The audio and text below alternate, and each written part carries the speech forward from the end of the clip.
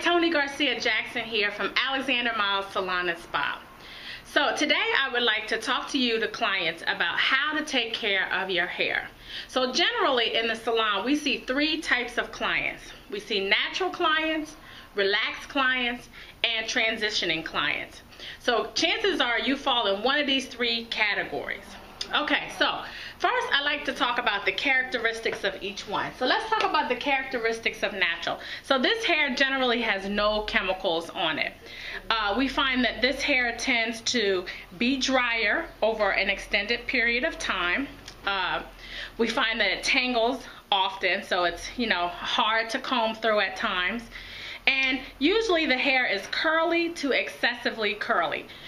This type of hair generally requires lots of products in order to maintain its curl pattern and its texture and its moisture balance. So if you're in the natural category, those are some of the things that you can expect from this category of hair. Okay, so let's move over to relaxed. Okay, so for relaxed hair, generally this hair tends to be weaker than the other types, basically because it's chemically treated.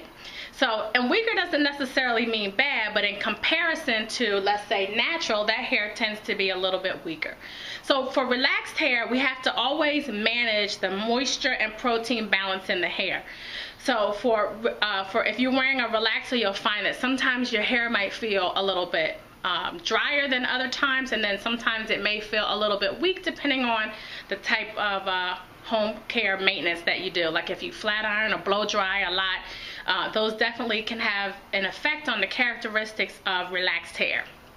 Okay, transitioning. And so this is where a lot of people are. So you're either making that switch from relaxed hair and now you want to be natural. And so this hair can be very delicate, and usually what we find with this particular hair type is that as you're transitioning from relaxed to natural, the hair can have a tendency to break more often than it should. So the key with this particular hair type is condition, condition, condition. Can you say that? Let me hear you say it. Condition, condition, condition. The other important thing that you should know about transitioning hair is that it either needs to stay one texture or the other. So either it needs to be straight as it's growing out, or it needs to be textured as it's growing out. So either you need to wear it in a natural state, or you need to go on and wear it straight as it's transitioning.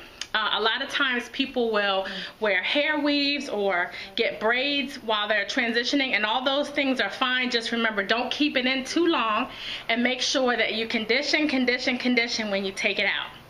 Okay, so let's hop back to natural. So what do we do as far as shampooing? So for natural hair, usually the tendency is that clients put a lot of product in their hair. So normally these clients need to shampoo more often than other categories because of the constant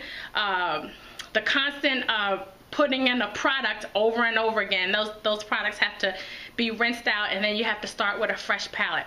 So what we recommend is on natural hair, once a week is good. Okay, anything in excess of that is really overkill.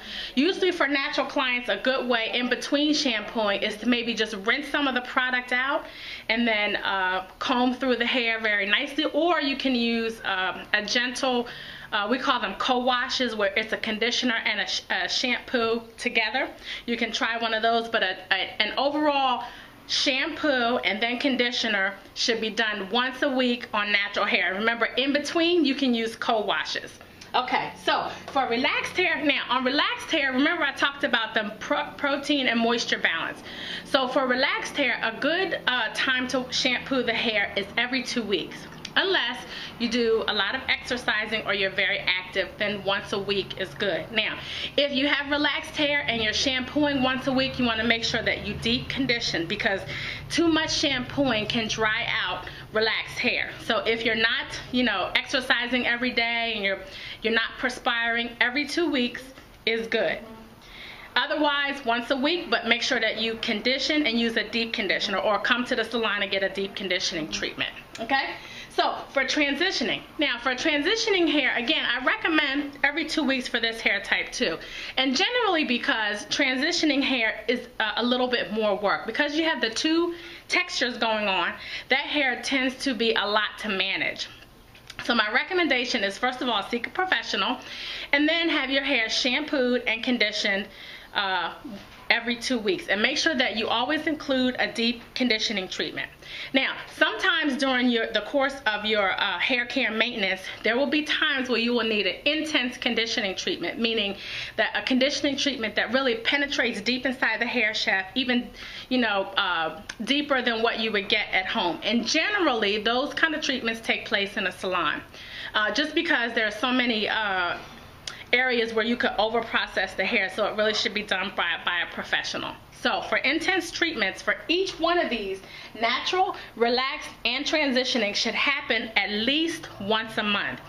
Now, when you get an intense conditioning treatment, they can either be moisture, or they can be protein, or they can be both. So whenever you think about moisture, you automatically understand that moisture provides moisture to dry, dull hair.